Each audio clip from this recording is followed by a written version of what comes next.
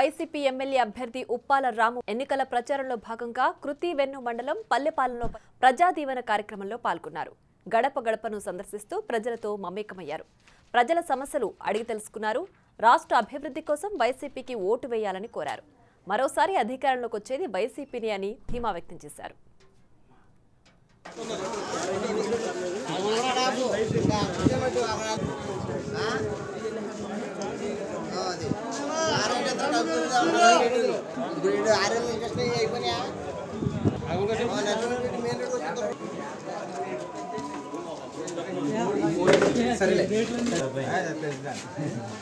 కొత్తగా ఎమ్మెల్యే పోటీ చేస్తున్నారు.